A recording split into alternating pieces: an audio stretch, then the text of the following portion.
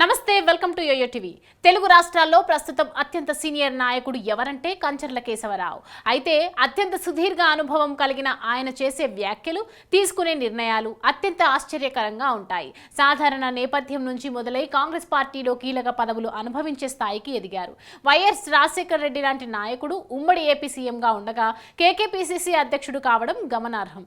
ఆ తర్వాత కేకేకు రాజ్యసభ సభ్యత్వం కూడా ఇచ్చింది కాంగ్రెస్.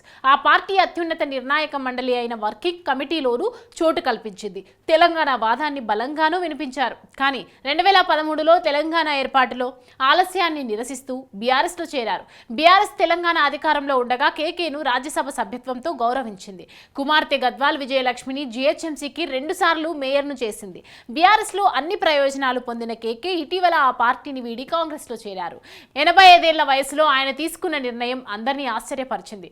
విజయలక్ష్మి కూడా కాంగ్రెస్లో చేరడం గమనార్హం. కాగా 2005లో ఏపీసీసీ అధ్యక్షుడు అయిన కేకే తన తగిన వ్యాఖ్యలతో వార్తల్లో నిలిచేవారు. మేధావి అయినప్పటికీ ఆయన ఏం మాట్లాడుతున్నారో అర్థం కాకపోయేది. 2007లో కేకే కుమారుడు ఇంట్లో కాల్పులు పెద్ద సంచలనం.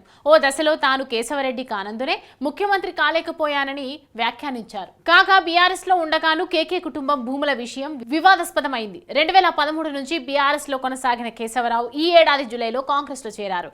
అయితే ఆయన తాజాగా బీఆర్ఎస్ ఎమ్మెల్సీ కవిత విడుదలపై స్పందించారు. ఆమె విడుదలకు అర్హురాలు అని వ్యాఖ్యానించారు. తెలంగాణలో రాష్ట్ర ప్రభుత్వ సలహాదారు అయిన కవిత తమ ప్రధాన ప్రత్యర్థి పార్టీ అధినేత కూతురుపై సానుకూలంగా స్పందించడం ఏమిటో అర్థం కాని పరిస్థితి. కవిత జైలు నుంచి విడుదలవ్వడాన్ని కేకే స్వాగతిస్తూ ప్రకటన విడుదల చేశారు. కాగా ఓవైపు కాంగ్రెస్ బీఆర్ఎస్ సమష్టి విజయమే కవితకు బెయిల్ అని బీజేపీకి చెందిన కేంద్ర హోంశాఖ సహాయ మంత్రి బండి సంజయ్ అంటుండగా బీజేపీ బీఆర్ఎస్ కుమ్మక్కుతోనే కవితకు బెయిల్ దొరికిందని కాంగ్రెస్ అంటోంది. ఈ సమయంలో కేకే కవితకు బెయిల్ దక్కడాన్ని సమర్థించడం కాంగ్రెస్ పార్టీని వారిని తలలు పట్టుకునేలా చేసింది.